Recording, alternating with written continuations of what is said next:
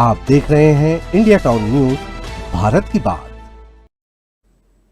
छत्तीसगढ़ के बस्तर में नक्सलियों के खिलाफ सुरक्षा बलों की जंग अब निर्णायक मोड़ पर पहुंचती दिख रही है। बीजापुर के घने जंगलों में हुई मुठभेड़ में सुरक्षा बलों ने 2 वर्दीधारी इनामी नक्सलियों को मार गिराया है। दोनों पर 5-5 लाख रुपए का इनाम घोषित था, लेकिन इस कहानी में एक और चौंकाने वाला मोड़ भी सामने आया है। नमस्कार, आप देख रहे हैं इंडिया टाउन न्यूज और मैं हूं आपके साथ सुरभि शुक्ला। पड़ोसी राज्य ओडिशा में एक 22 लाख के इनामी नक्सली को उसके ही साथियों ने गोली मारकर जंगल में दफना दिया और वजह यह थी कि वह जल्द ही सरेंडर करने वाला था। बस्तर में नक्सलियों के कमजोर पड़ते नेटवर्क, लगातार एनकाउंटर और बढ़ते सरेंडर के बीच अब सवाल ये उठ रहा है कि क्या नक्सलवाद अपने आखिरी दौर में पहुंच चुका है। चलिए समझाते हैं पूरा मामला हमारी इस रिपोर्ट में।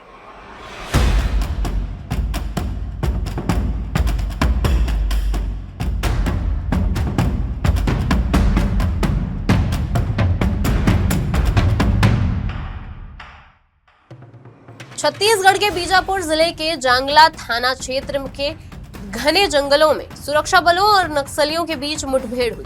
जानकारी के मुताबिक इंद्रावती नदी के पास जयगुर और डोडुम के जंगलों में नक्सलियों की मौजूदगी की सूचना मिली थी। इसके बाद पुलिस और सुरक्षा बलों की संयुक्त टीम सर्च ऑपरेशन पर निकली। जैसे ही जवान जंगल में आगे बढ़े, नक्सलियों ने अचानक फायरिंग शुरू कर दी। जवाबी कार्रवाई में सुरक्षा बलों ने भी मोर्चा संभाला और दोनों ओर से काफी देर तक गोलियां चलती रही।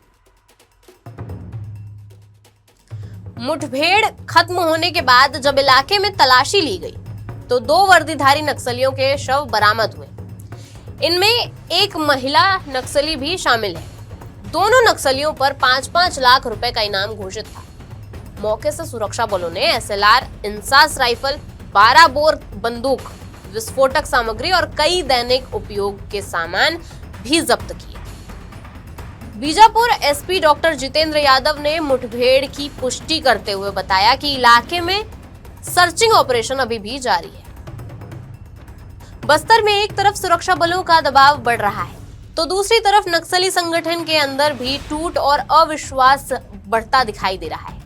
इसका ताजा उदाहरण पड़ोसी राज्य ओडिशा के कंधमाल जिले में सामने आया, जहां 22 लाख के इनामी नक्सली अन्वेश को उसके ही साथियों ने गोली मारकर हत्या कर दी।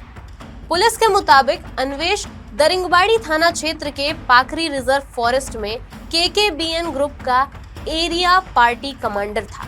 सूत्रों के अनुसार वह अपने 12 साथियों के साथ जल्द ही पुलिस के सामने आत्मसमर्पण करने वाला था, लेकिन संगठन के भीतर किसी को इसकी भनक लग गई। इसके बाद मोस्ट वांटेड नक्सली सुकुरु और उसके साथियों ने अन्वेश को गोली मार दी और जंगल में ही दफना दिया।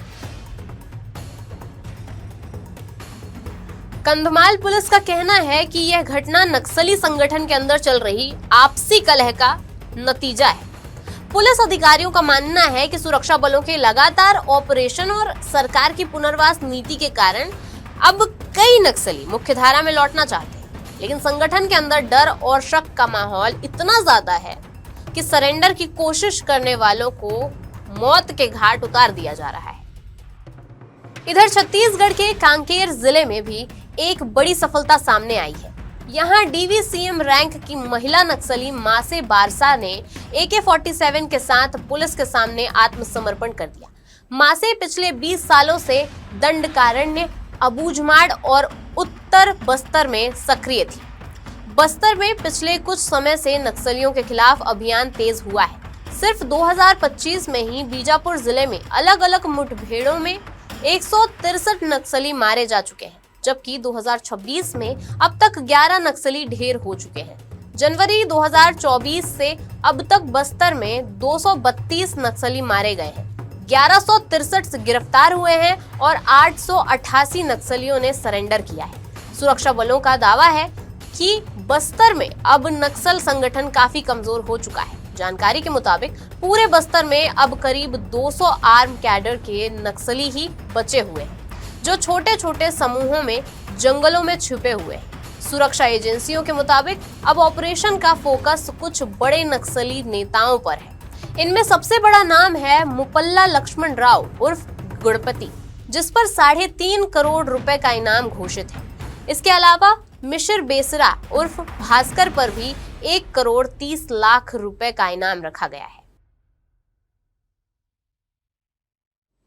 सुरक्षा बलों का मानना है कि अगर इन बड़े नक्सली नेताओं को पकड़ लिया गया या उन्होंने सरेंडर कर दिया तो बस्तर में चल रहा एंटी नक्सल ऑपरेशन लगभग खत्म हो सकता है। लगातार एनकाउंटर, बढ़ते सरेंडर और संगठन के अंदरूनी संघर्ष के बीच अब यह सवाल तेजी से उठ रहा है कि क्या बस्तर में नक्सलवाद अपने आखिरी दौर में पहुंच चुका है। बीजापुर से आई इस मुठभेड़ की खबर और ओडिशा में नक्सली की अपने ही साथियों के हाथों हत्या, दोनों घटनाएं इस बात का संकेत देती हैं कि बस्तर में नक्सली संगठन पर दबाव लगातार बढ़ रहा है। अब देखना होगा कि आने वाले समय में सुरक्षा बलों का अभियान किस दिशा में आगे बढ़ता है। आगे क्या होगा ये तो आने वाला वक्त बताएगा। फिलहाल के लिए इस रिपोर्ट में इतना ही। अब मुझे दीजिए इजाजत और आप देखते रहिए इंडिया टाउन न्यूज, भारत की बात। नमस्कार। आप देख रहे हैं इंडिया टाउन न्यूज, भारत की बात।